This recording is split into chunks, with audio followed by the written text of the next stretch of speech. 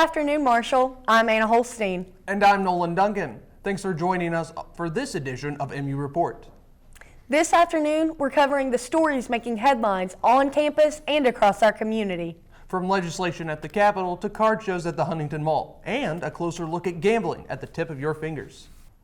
The first story tonight, an economic powerhouse and source of controversy. Data centers are sparking debate among West Virginians. As Holly Belmont reports, lawmakers are debating the decision as well. State lawmakers filed Senate Bill 652, which would redirect 80% of property tax revenue from AI data centers to the counties where they operate, potentially sending millions of dollars to local governments, including Mason County, where a data center is currently being developed. Data centers are large, multi-building facilities designed to house computing systems for artificial intelligence and data processing. Under the bill, revenue generated from the centers could be used for local infrastructure upgrades, education, and emergency services. The counties where these entities are going to potentially bring data centers, I think there's got to be more in it for them.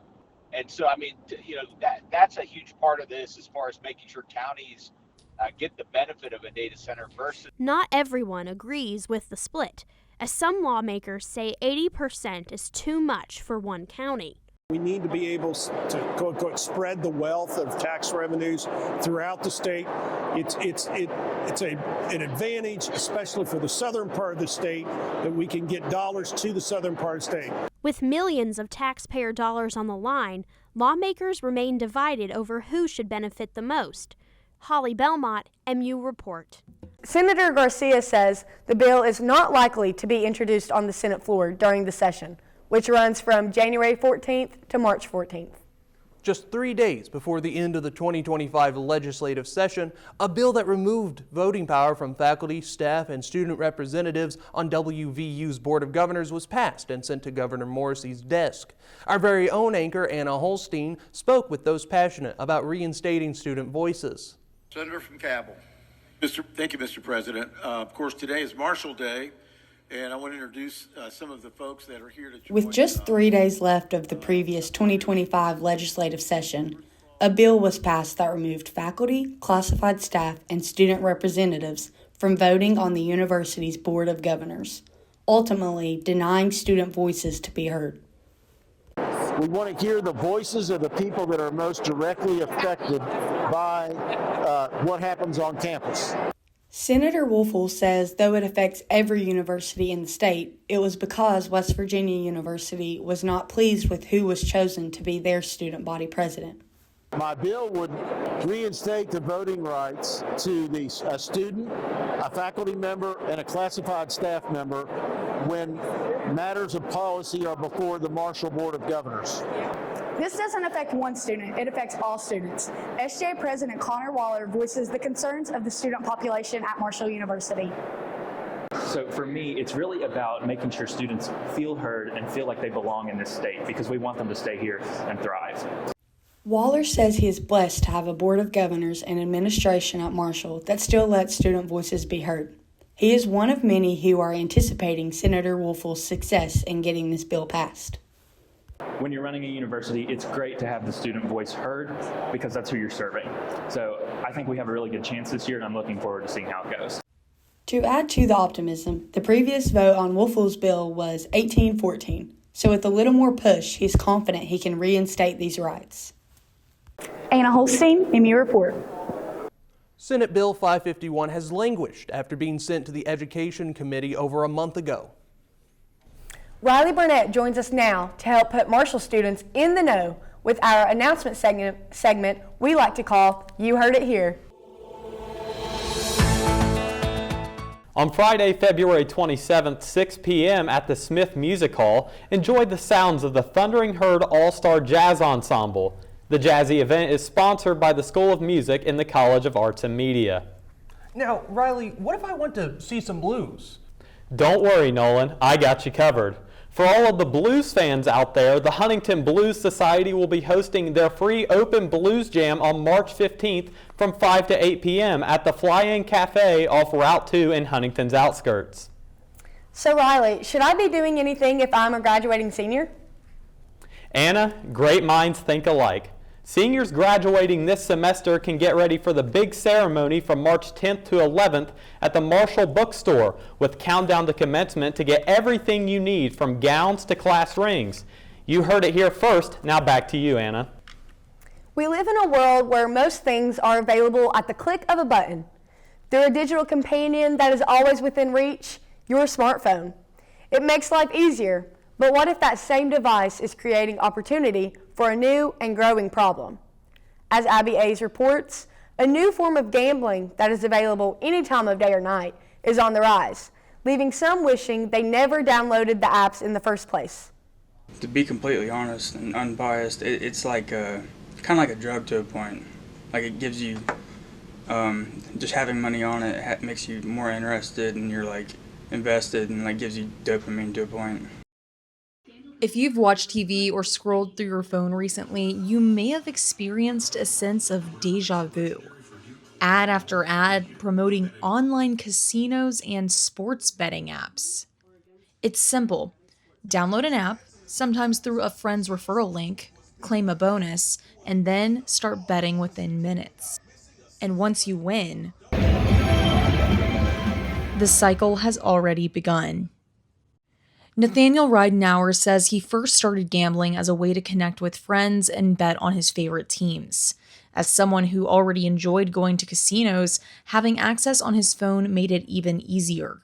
When I was 18 and I first went to college, I had, like nowadays there's a lot of apps that like let 18-year-olds do it, but there weren't really much around when I was 18. Like you could put $10 on a basketball game of two teams you have no idea who they are, and you'll be fully invested in watching it. Basically like paying for expensive entertainment to a point if you're losing. But what started as entertainment quickly became routine.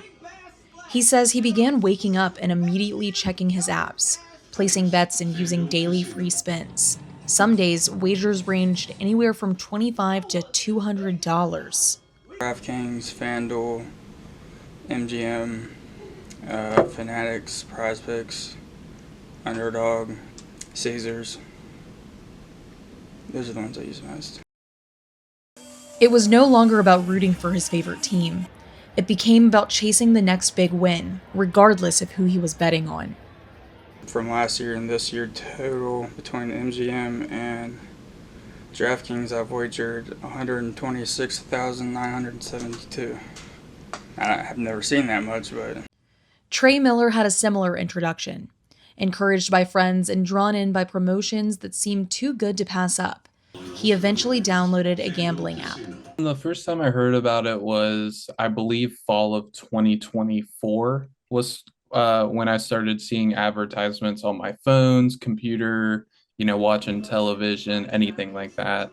It definitely, it was exciting for about 20 minutes, and then it got kind of boring, I'll be honest. While Miller tries to remain responsible about his bets and doesn't bet more than he can at the time, he knows friends who have spent thousands on applications. So I would say to them, you're only going to be happy for so long, and that's even if your bet wins.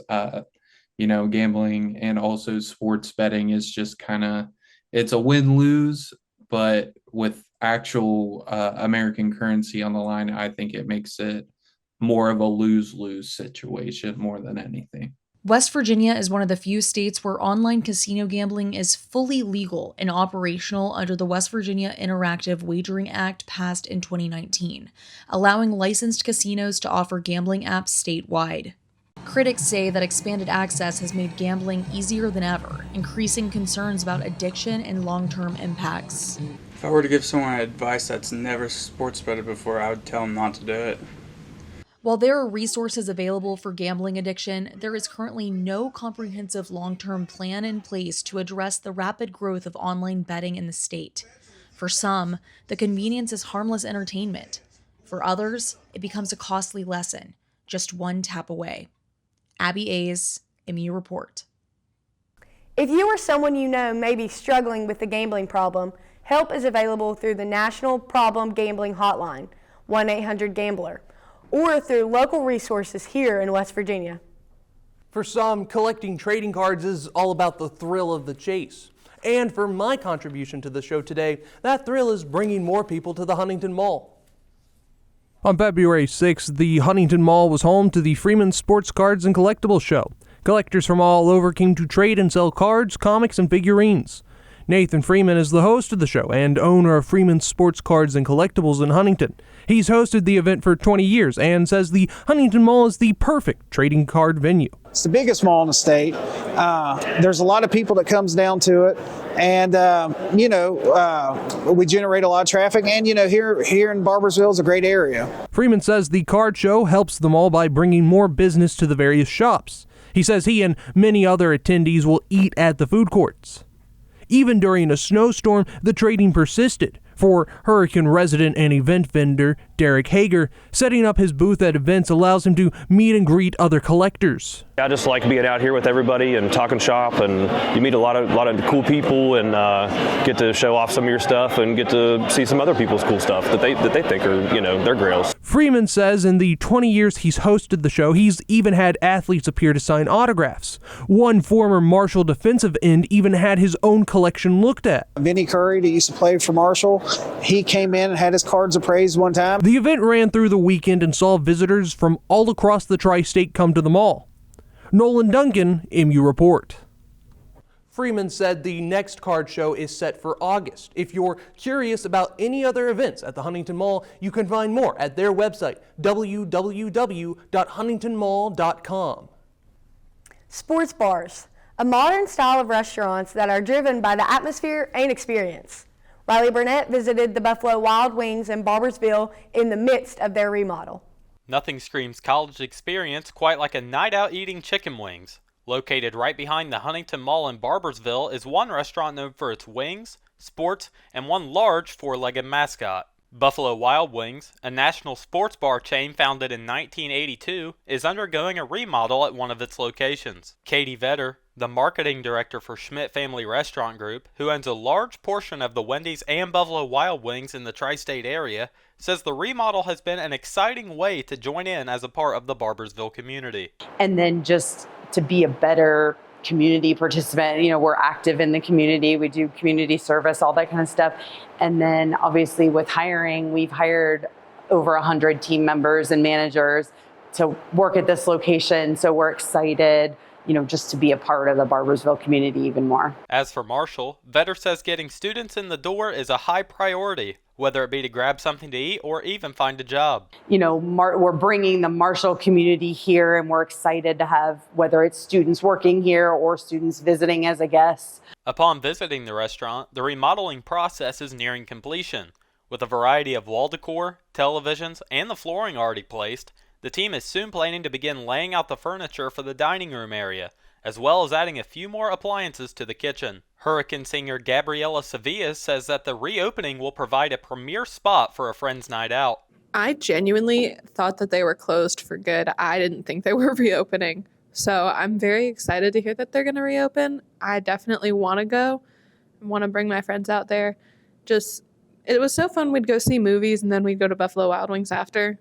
That was like what we did. Buffalo Wild Wings is currently aiming to open the Barbersville location sometime in March. With some work left to be done, there is no doubt that time will be of the essence. Riley Burnett, MU Report.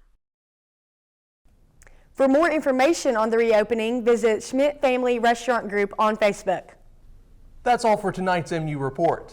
Thank you for joining us and staying connected with your campus and community. For more updates, be sure to follow us on social media. Have a great rest of your day, and here is your quote of the day. One advantage of talking to yourself is that at least you know somebody's listening.